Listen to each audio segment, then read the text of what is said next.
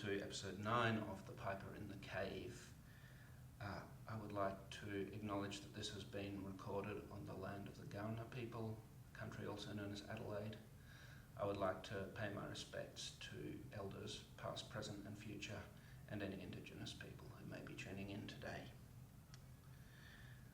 So yeah, once again a new video, new location, much as I'd like to get 2 new videos in each new location, one seems to be what I'm doing at the moment. Just continuing on the tour with Come From Away and having a great time here, but wanted to get these few reels out for the past few weeks honestly, but it just hasn't happened for a variety of reasons, but today seemed to be the day, so a few funny things happening with fingers and pipes, but more or less what I intended. So we had 3 reels there, or 2 reels, depending on your point of view. The first and third were the Ravelled Hank of Yarn. It's conventionally played in G.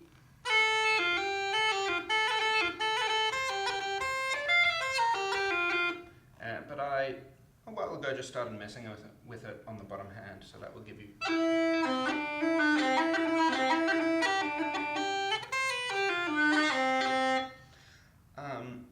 I'll talk about why I did that in a moment, but yeah, so I began with it in the low key of D and finished in the high key, conventional key of G, and in between was a tune, has a few names.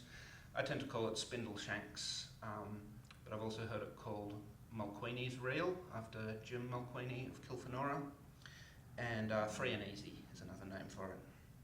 I think it's one that's been around, but both tunes honestly have been around quite a while. But I think of them both as very Clare tunes. I guess, you know, with the Kilfenora connection for Mulqueeney's, Spindle, Shanks, and then the Ravelled Hank of Yarn is of course intimately associated with Willie Clancy's piping. I'm not necessarily trying to do a Willie Clancy impression with these tunes, but just I think a bit of that comes out naturally, just maybe because of who I am and maybe because of what these tunes are also, and maybe even what these pipes are.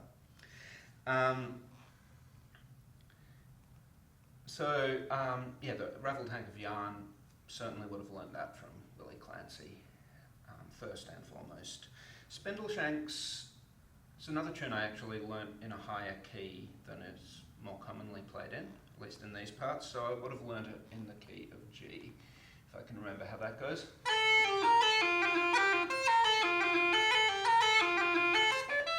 And then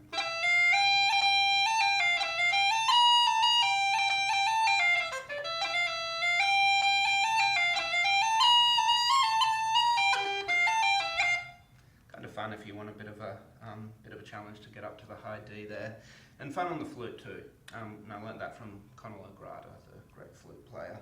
But yeah, certainly in sessions in these parts it tends to get played more in that lower key, starting on the F sharp.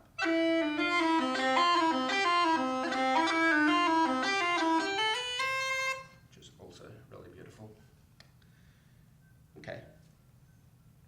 So, I guess the first thing I kind of wanted to dig into is why it might be interesting to take a tune like the Ravelled Hank of Yarn, or like Spindle, Shanks for that matter, and put it on the bottom hand rather than the top hand, if that makes sense. So take it from into, not that, to.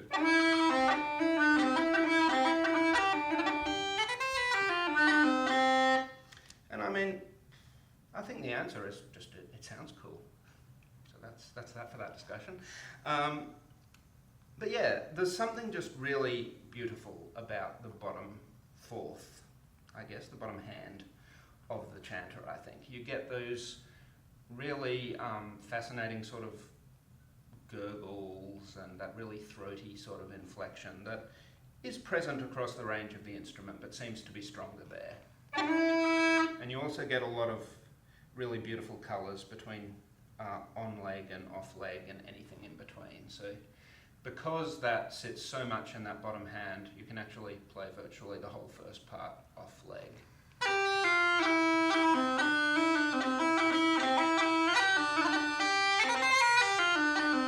Except for that back D, kind of distorts a bit off the leg.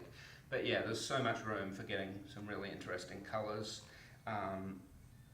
Even a hard E if your chanter is up for it. Sometimes this one is, but not so much today. And it also just puts, you know, the sort of, it suggests different possibilities. So I hear a lot of tight piping, as you maybe heard in how I played it, when I'm playing it in G, you know, on that top hand. I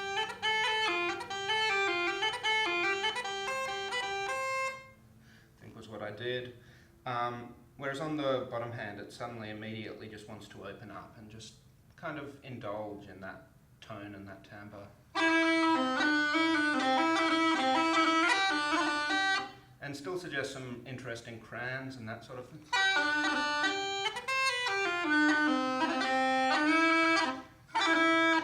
A lot of different colours possible there, which I really like.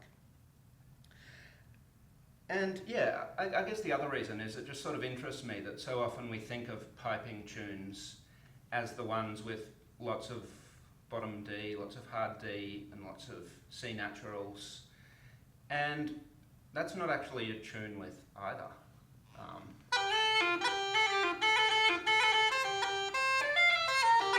Okay, there is a brief C natural there, but certainly not like a really emphasised one. And it, yeah, just sits in that sort of middle range. But, you know, yet it is clearly a piping tune by almost anyone's admission. And in some ways it makes it even more of a piping tune to really exploit that bottom register, the potential for crans, that sort of thing. And I like to play around with that. So yeah, I guess I would just, you know, encourage that sort of experimentation, because this, as far as I know, I didn't get that off anyone else. I think that is genuinely my invention, though I'm sure someone somewhere has done it before. But so many tunes, and I've heard some great versions, where you just sort of hear a tune you thought you knew, put in a different register of the instrument, and suddenly it just opens into something else. But, you know, we have so many tunes in that stay in that middle register of the pipes, so don't really go below a G. And, you know, any of those are kind of ripe for putting into a lower key, so your Gs become Ds and so on. And, you know, even some tunes that may sort of briefly dip below that G, you can kind of then rework them into something a bit different, provided all the important notes are G or above. Just on that one I have played with, if I can remember it, the Boys of Ballisadair.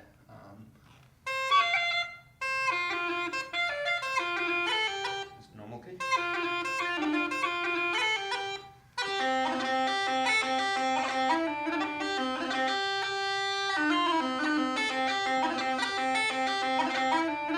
And so on. I'll do that for another episode. I enjoyed that, and I've totally forgotten about that. But yeah, heaps of tunes, you know, the Sligo Maid, the Copper Plate Reels, Sky's the Limit, really. So yeah, I'm totally in favour of that sort of thing. And I guess the other sort of thing I wanted to talk about is a bit of what I was doing with that top hand tight piping in the third time, of the third tune, the conventional key of Ravelled Hank of Yarn. This is sort of something tricks I've arrived at gradually, but I enjoy kind of trying to cram them all into this tune. It doesn't always work, but sometimes it's a bit of fun. And I tried to teach some of this to a group of pipers at our Goldfields retreat with the Celtic Piping Club last year, annual program we have around the middle of the year.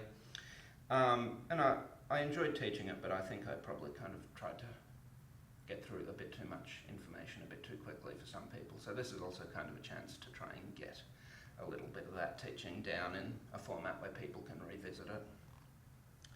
So, our conventional top hand triplets are the BCB and the ACA, right?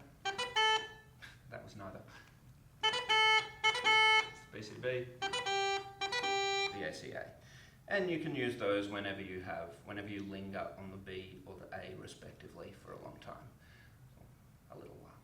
So this tune, you know, starts B, A, which is very nice for that sort of thing. Right? So that could be rolled too. Well, not like that. Like that. Long roll on the B, short roll on the A in that case. But we also then have the option for our type triplets. So what I was doing,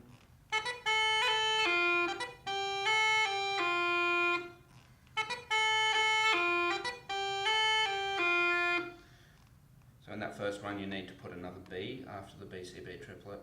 In the second one, because you don't have quite so long on the A, you just play the ACA, at least as I play it.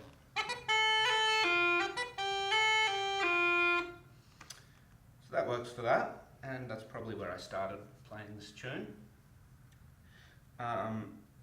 And then I kind of got a bit carried away, because then you have more rolls on the B and the A. And you know, a general rule is that whenever you have a roll or equivalent, you can replace it with some kind of type triplet. So from there we have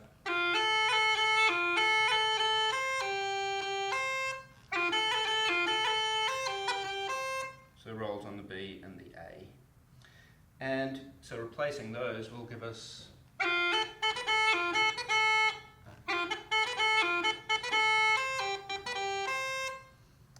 would be the sort of very formal replacement.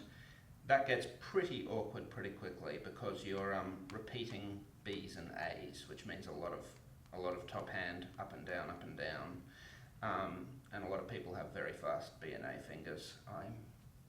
Mine are not that fast. So even if I wanted to, I could not play that. And I think I actually have an option here that is perhaps a little more musical anyhow and doesn't require that repetition. So what I'm doing, yes, so going up from the G,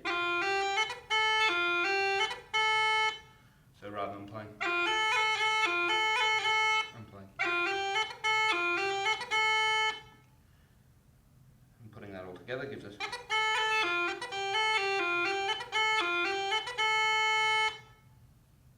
so that all seems to work fairly cleanly, and there's not really any repeated notes that are likely to catch me up like that sort of thing. Then we hit more trouble when we get to the next final little bit of this run, which is would be the version with a roll or with a triplet. Is with the repeated note. Again, I find that pretty tricky. And this is kind of one of the biggest sticking points in piping, is what you do in this situation. And to some extent, you know, a major element of piping style is how you navigate this situation. Do you just get a really fast A finger, like I don't have? Or do you find some other way around it? So I think Willie Clancy would sometimes make that first A a C sharp instead. Not necessarily in this tune, but just in general. Which is nice. You can probably tell by the fact that that's a little bit awkward, that's not the one I tend to do. Instead I do, and I think this goes back to Shanks, I think. He definitely did this in a few points. I actually make the first A of the triplet a B. So it becomes a BCA rather than an ACA triplet. And that means I can have an A before it. So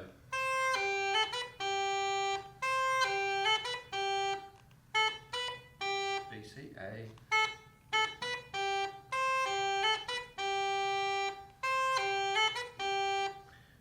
And again, to me that's actually a little more musical because it's not quite so machine gun-like as that. And you can kind of just let those notes kind of just, I don't know, roll into one another a bit more without having to have that sort of hard and fast separation, which is something I like in my playing at least. So finally putting all that together gives us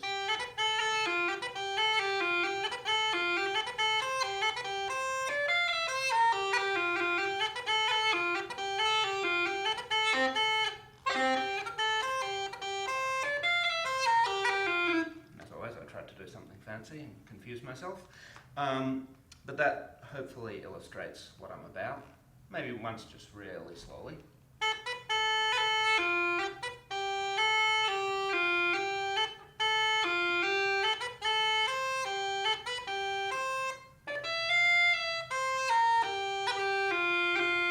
Something like that. And one last thing that is kind of fun to then start doing is if you're replacing the ACA triplet with a BCA triplet because you have an A before it. Obviously if you don't have an A before it, you can use the ACA, and that's quite a comfortable and repeatable movement. But yeah, if you're doing the BCA version, you'll note that that can actually repeat on itself, if that makes sense. So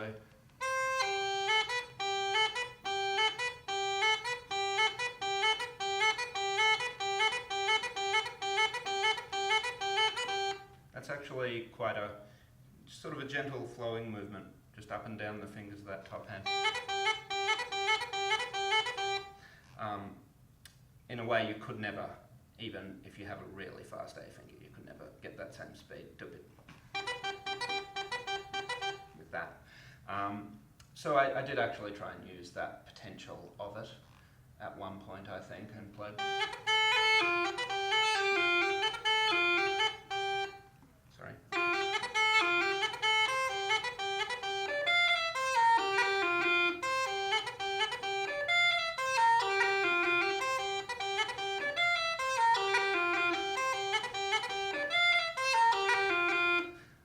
So I really like doing that sort of thing, which then just sort of, rather than playing,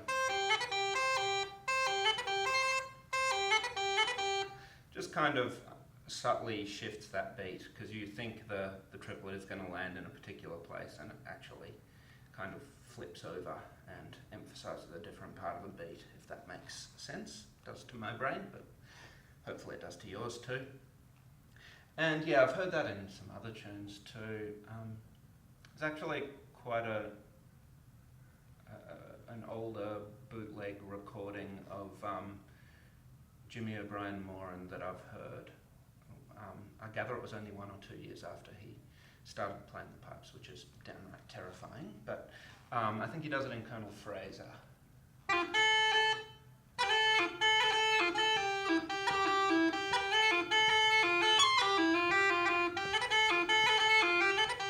Yeah, that's where he does it.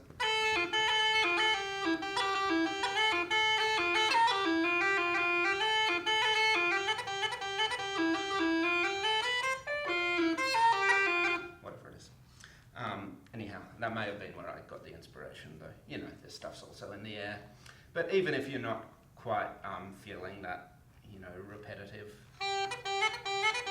as something you'd like to do, I'd encourage you to get that BCA triplet, just as a slightly smoother alternative for when you do have an A before the triplet, and just kind of want things to roll along nicely rather than having to really sort of crack that finger down.